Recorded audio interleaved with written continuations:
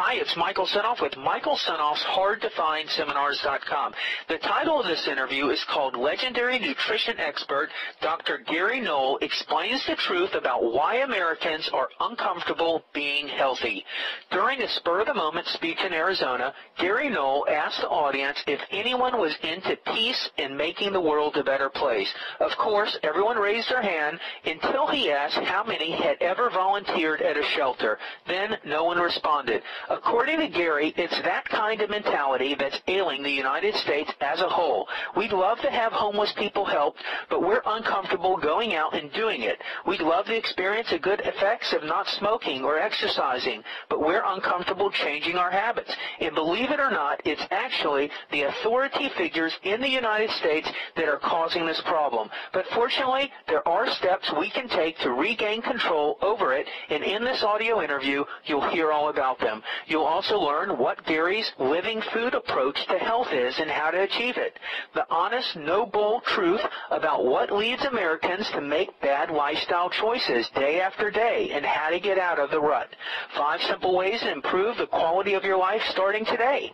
The truth about the increase in autism. You'll learn how clinical studies are altered so pharmaceutical companies can claim that their drugs are safe. You'll learn how pharmaceutical companies really make their money. You'll learn the problems with the Pink Ribbon campaign and breast cancer awareness. And you'll learn 2 simple steps to take starting today that'll make you healthier. According to Gary, being healthy is simple. The only hard part is getting over the discomfort of change.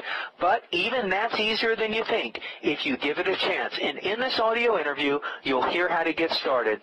Hi, this is Chris Costello, and I've teamed up with Michael Senoff to bring you the world's best health-related interviews. So if you know anyone struggling with their weight, with cancer, diabetes, ADHD, autism, heart disease, or other health issues, send them over to Michael Senoff's HardToFindSeminars.com.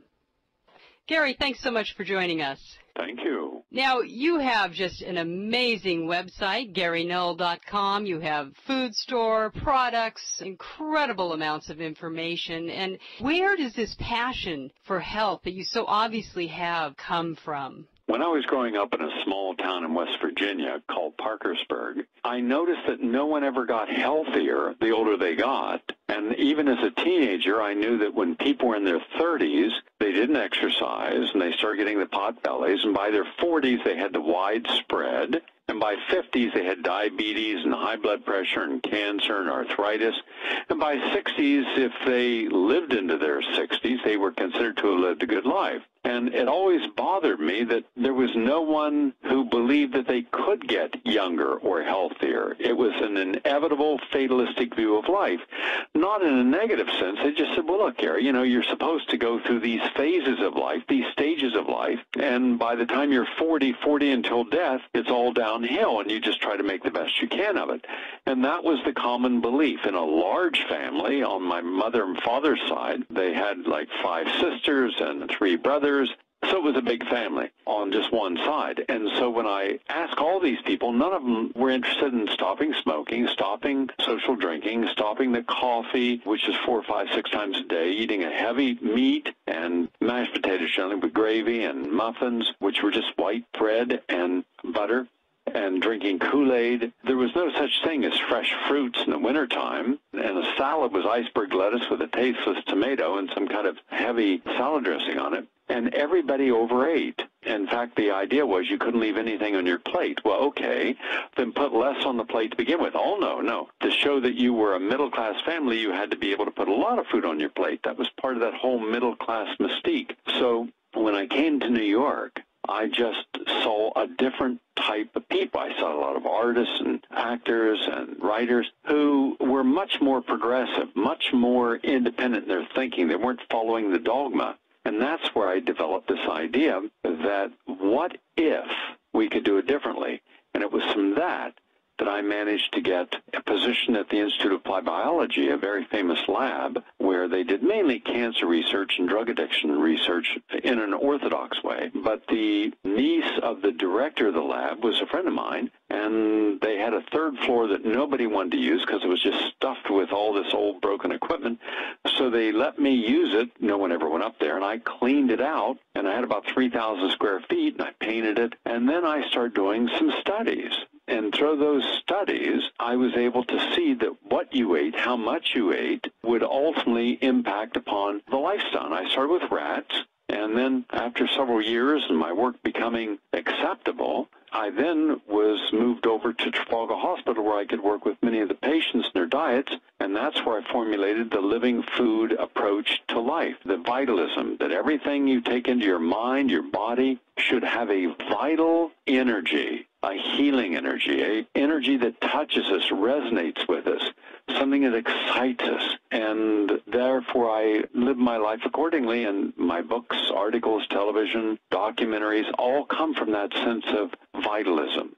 You know, I don't see being overweight as being our most serious problem. It is certainly serious. But why we become overweight, what makes us at some point make a bad choice and then repeat that day in and day out? It's generally due to stress, inappropriate responses to stress. Also, feeling so frustrated by what we can't control in our life that we sublimate. Now, some people drink, take drugs, marijuana, prescription medications, Zoloft, Paxil, Effexor, Valium. Others will gamble, even if they don't have the money. In fact, I was recently doing a television PBS program in Bethlehem, Pennsylvania, and when you come into this small town, you come down this hill, and the very first thing you see is this big old steel mill.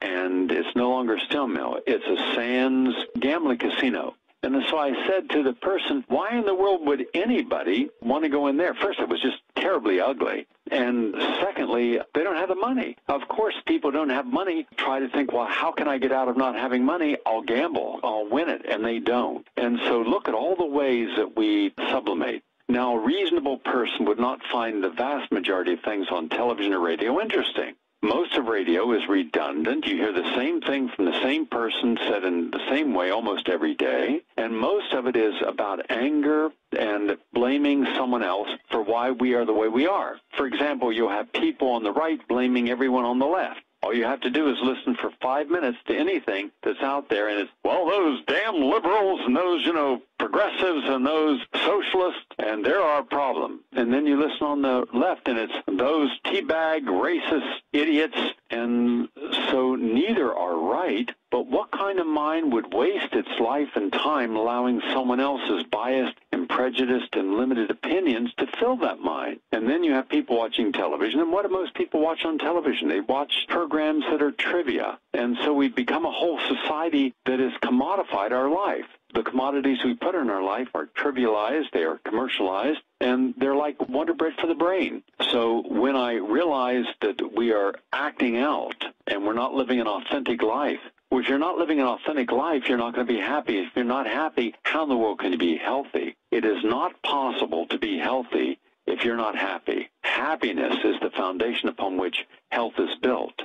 So we put all of our energy into looking for the right vitamin. Goji, that's it. Mangosteen, oh my goodness.